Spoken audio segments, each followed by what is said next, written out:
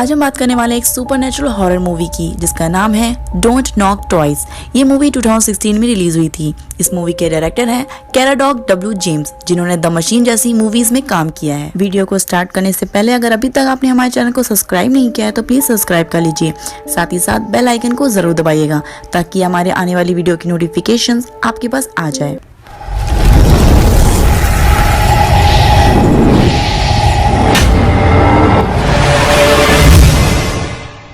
Movie के starting में हम देखते हैं एक कपल को, जिसमें एक औरत होती है जिसका नाम है जैज, जो कि एक अमेरिकन स्कल्प्टर है, और उसके हस्बैंड का नाम है बेन, जो कि एक बैंकर है। जैज अपनी बेटी क्लोई से मिलने के लिए 9 साल बाद उसके फॉस्टर होम आती है।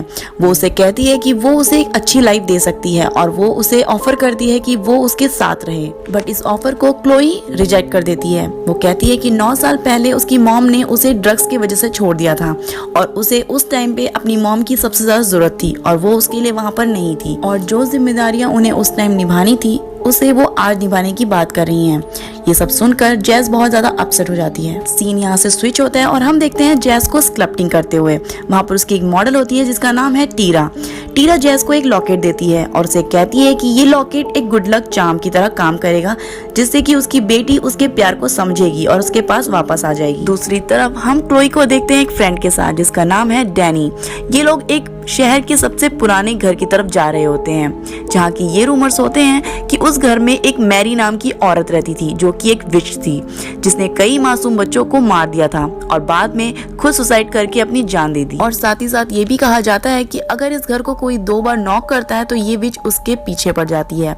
क्लोई और डैनी की क्यूरियोसिटी बढ़ती है क्योंकि वो लोग बचपन में भी ऐसे ही हॉन्टेड प्लेस जा जाके एक्सपेरिमेंट करते रहे थे। उसके बाद वो लोग उस घर को नॉक करते हैं, पर उस टाइम वहाँ पर कुछ नहीं होता। बाद में क्लोई को विंडो की तरफ मैरी की शैडो दिखाई देती है और वो ये चीज देख ही रही होती है, तभी डैनी पीछे से आके उसे डरा देता है, पर वो इन सब चीज को इग्नोर करती है और फिर डैनी के साथ वापस अपने घर की तरफ निकल जाती है। उसी रात डैनी को अपने घर के अंदर कुछ पैरानॉर्मल एक्टिविटीज महसूस होती हैं। साथ ही साथ उसे किसी की ब्लैक शैडो दिखती है। बाद में वो अपने रूम में सो रहा होता है तो उसे अपने ड्रीम्स में मैरी दिखती है, जो कि उसे हॉन्ट करती है। वो अचानक से उठ जाता है और तभी क्लोई का वीडियो कॉल उसके पास आता है। रात के 3 बजे ये लोग एक दूसरे से वीडियो कॉल पे बात कर रहे होते हैं। तभी क्लोई किसी काम से कुछ सेकंड के लिए वीडियो कॉल से दूर जाती है और इसी बीच डैनी के ऊपर कोई अटैक कर देता है, और क्लोई जब वापस आती है तो वो डैनी की जगह एक ब्लैक शैडो को अपने सामने पाती है, जिस चीज से वो बहुत ज्यादा डर जाती है। नेक्स्ट डे क्लोई डैनी को कॉल करने की कोशिश करती है, पर डैनी का कोई भी रिस्पॉन्स उसे नहीं मिलता। इसके बाद कुछ पैरानॉर्मल एक्टिविटीज उसके घर में भी स्टार्ट हो जाती है और वही ब्लैक शैडो उसे भी हॉन्ट करने लगती है।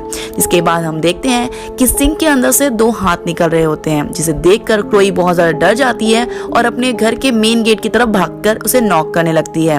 तभी वहां पर हाउसकीपर आ जाते हैं और उस डोर को ओपन कर देते हैं, पर वो ये देखते हैं कि घर में सब कुछ नॉर्मल है। ये सब देखकर क्लोई बहुत ज्यादा डर जाती है और फिर वो ये डिसाइड करती है कि वो कुछ दिनों के लिए अपनी मॉम के साथ उनके घर रहेगी ताकि ये शैडो उसका पीछा छोड़ सके, बट ऐसा कुछ नहीं होता और ये ब्लैक शैडो उसे उसके मॉम के घर भी उसे हॉन्ट करती है, जिससे क्लोई समझ जाती है कि ये शैडो उसके घर की नहीं उसके पीछे पड़ी है। धीरे धीरे घर में एक पैरानॉर्मल एक्टिविटीज बढ़ने लगती है।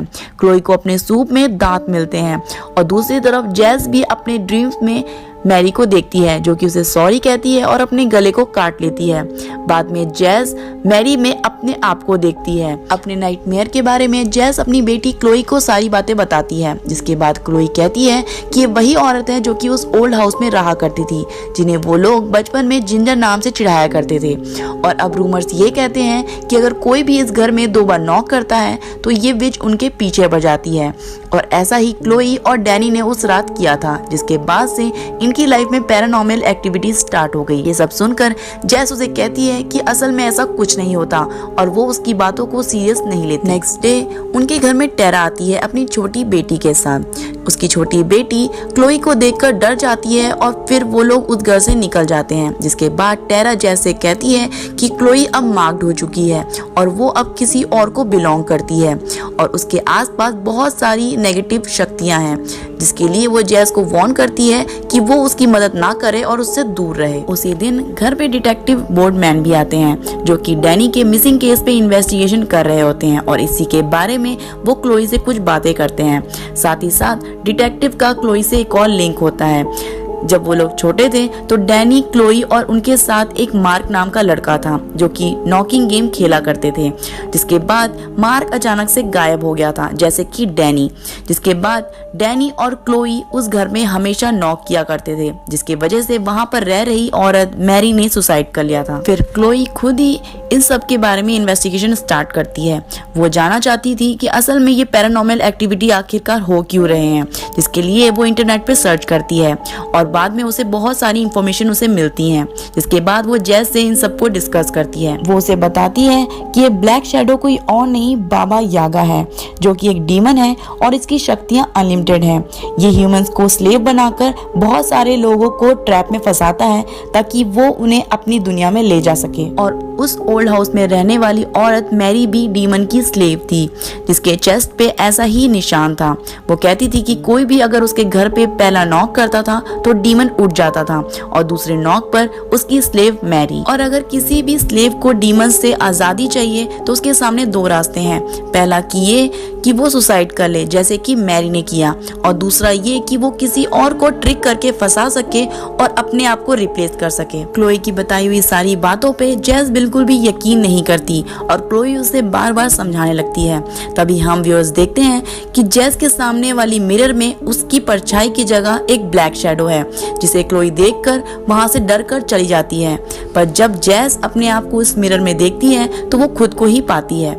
अगले दिन जैज अपने साथ क्लोई को अपने वर्क प्लेस ले जाती है। वो लोग वहां पर कुछ काम कर रहे होते हैं। तभी जैज का ध्यान अपनी काम की तरफ जाता है और फिर हम देखते हैं कि वहां पर रखे हुए सारे स्कल्पचर अपने आप मूव हो रहे हैं। ये चीज जैज भी नोट करती है और इस चीज के लिए क्लोई को डांटती है।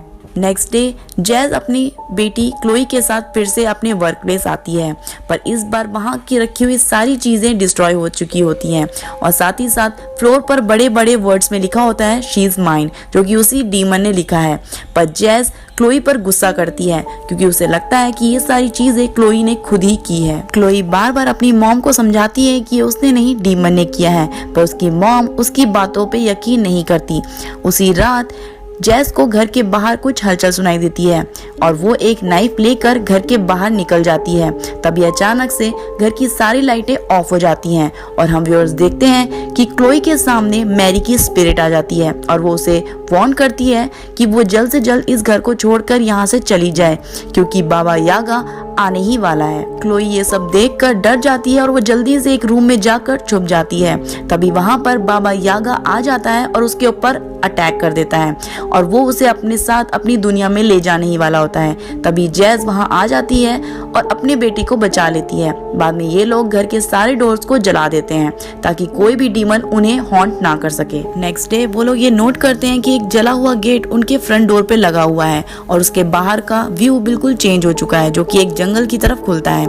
तभी वहां से एक इवल स्पिरिट आकर क्लोई को धक्का दे देती है और वहां पर बाबा यागा आकर उसे फिर से अपने दुनिया में खींचने की कोशिश करता है, पर फिर से जैज उसे बचा लेती है। ये लोग उस घर से निकल जाते हैं और जैज अपनी बेटी के साथ टीरा से मिलने जाती है। वो लोग टीरा को जाकर सारी बातें बता देते हैं, जिसमें टीरा कहती है कि ये कोई बाबा यागा नहीं है और इंटरनेट पे दिखाई जाने वाली सारी चीजें सच नहीं होती और असल में ये आत्मा किसी और की नहीं मैरी की है, जिसे सब लोगों ने विच कहा था, जिसके वजह से उसने सुसाइड किया था और वो क्लोई के पीछे इसीलिए पड़ी है क्योंकि उसने भी उसे विच कहा था। इसके बाद क्लोई इन सब के बारे में खुद को जिम्मेदार मानती है और वहां से निकल जाती है। उसके बाद वो रास्ते में ही इधर उधर भटकने लगती है। बाद में फोस्टर होम वाले उसे अपने साथ फोस्टर होम ले जाते हैं। दूसरी तरफ टीरा जैज को इन सब से निकलने का एक रास्ता बताती है। वो कहती है कि उन लोगों को उस आदमी को ढूंढना पड़ेगा जिसके वजह से मैरी ने सुसाइड किया था और उसे इंसाफ दिलाना पड़ेगा, और अगर वो सच्चे दिल से प्रेयर करे तो शायद मैरी भी उसकी हेल्प कर देगी। इसके बाद जैस अपनी कार की तरफ वापस आती है और वहाँ वो एक स्कल्पटर का टुकड़ा देखती है जो कि एक बच्चे का होता है। बाद में वो अपनी स्टूडियो वापस आती है और उस स्कल्पचर से उसे एक बॉक्स मिलता है जिसमें माइकल और मैरी के बारे में होता है और साथ ही साथ एक पेन ड्राइव होता है। वो उस पेन ड्राइव को ऑन करती है और देखती है कि डिटेक्टिव मैरी से चिल्ला चिल्ला के क्वेश्चनिंग कर रहा है। जैस जल्दी से डिटेक्टिव को कॉल करती है और उसे उस लड़के के बारे में पूछती है क्योंकि उसी ने कहा था कि काफी साल पहले वो लड़का अचानक से गायब हो गया था। इसी बीच जैस के पास फॉस्टर होम से भी कॉल आती है जहाँ पर वो उसे मिलने के लिए कहते हैं। वो वहाँ पर जाती है तो वो लोग फिर से उसे ड्रग्स लेने का जिम्मेदार मानते हैं और उसी के वजह से क्लोई फिर से पूरी रात सड़कों पर भटकी है। इसके बाद जैस और क्लोई उस फॉस्टर होम से निकल भागते हैं क्योंकि उन्हें पता होता है कि कोई भी उनकी बातों पे यकीन नहीं करेगा। जैस टीरा को कॉल करती है और उसे कहती है कि वो उसकी हेल्प करे और टीरा भी इस चीज के लिए मान जाती है। वो लोग एक पार्क में मिलने का प्लान करते हैं। वो लोग पार्क के लिए निकल ही रहे होते हैं तभी अचानक से क्लोई एक सीवर के ओपनिंग पे खड़ी होती है और वहां से 2 बार फिर से नॉकिंग की आवाज आती है और वो उस सीवर के अंदर गिर जाती है। ये सब देखकर जैस बहुत ज्यादा गुस्सा होती है और वो सीधा मैरी के घर जाती है और उस घर के अंदर एंट्री करने की कोशिश करती है पर इसी बीच उसके पैर में चोट लग जाती है। तभी वहां पर पुलिस वाले आते हैं और जैस को अपने साथ ले जाने लगते हैं पर इससे पहले कि वो उसे अपने साथ ले जा सके उसने उस डोर पे 2 बार नॉक कर दिया था ताकि वो डीमन उसके पास भी आए और उसे अपने साथ ले जाए ताकि वो अपनी बेटी से मिल सके। पुलिस स्टेशन में डिटेक्टिव जैस से क्वेश्चनिंग करता है और जैस बार बार मैरी का नाम ले रही होती है पर इन सब में डिटेक्टिव कोई भी चीज बिलीव नहीं करता।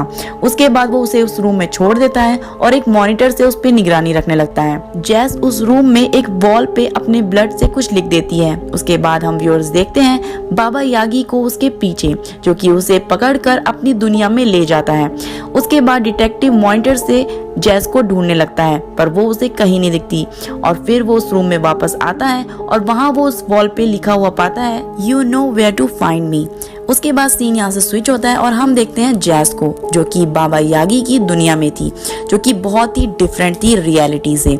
और वहाँ पर हम देखते हैं बाबा यागी को एक बच्चे को फीड करते हुए ताकि वो अपनी शक्ति को बढ़ा सके। और वहाँ पर माइकल भी होता है जो कि कई साल पहले अचानक से गायब हो गया था पर वो अभी भी उसी एज में होता है जिस एज में वो गायब था।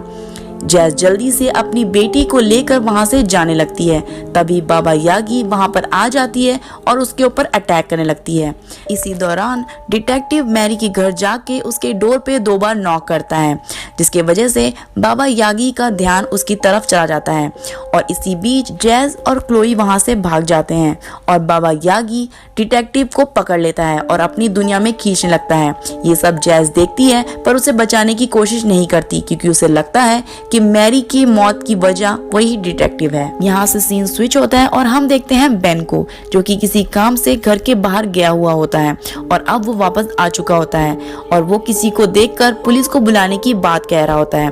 फिर हम देखते हैं टीरा को जो कि उसे मारकर डिग्गी में डाल देती है और उसके चेस्ट पे भी वही निशान होता है जो कि डीमन के स्लेव के होते हैं और वो निशान अपने आप ही गायब हो जाता है। जिसके बाद हम भी उसको पता चलता है कि इन सब के पीछे टीरा ही थी जो कि उस डीमन की स्लेव थी। और हमें मूवी के बीच में पता ही है कि डीमन से बचने के 2 ही रास्ते हैं, या तो सुसाइड कर सके या तो किसी को अपने रिप्लेस पे रख सके और टीरा ने ऐसा ही किया। उसने जैस को सबसे पहले वो लॉकेट दिया ताकि वो उसे अपने रिप्लेस पे यूज कर सके। उसके बाद उसने मैरी की मौत का जिम्मेदार उस डिटेक्टिव को बताया और अपने आप को सेव करके उसने जैस को डीमन का स्लेव बना दिया। उसके बाद हम देखते हैं जैस को जिसके गले में वो लॉकेट अपने आप ही जलने लगता है और जब वो उसे उतारती है तो उसके चेस्ट पे भी वही निशान बन जाता है जो कि डीमन के स्लेव का होता है। और मूवी के एंड में हम फिर से देखते हैं बाबा यागी को जो कि उन लोगों को फिर से अपनी दुनिया में ले जाता है और अब जैस उसकी न्यू स्लेव है। आपको ये वीडियो कैसी लगी और अगर कोई और मूवी की एक्सप्लेनेशन आप जानना चाहते हैं तो इसके बारे में हमें कमेंट बॉक्स में जरूर बताइएगा। साथ ही साथ अगर अभी तक आपने हमारे चैनल को सब्सक्राइब नहीं किया है तो प्लीज सब्सक्राइब कर लीजिए और अपने फ्रेंड्स और फैमिली के साथ इसे जरूर शेयर कीजिए। Thank you so much.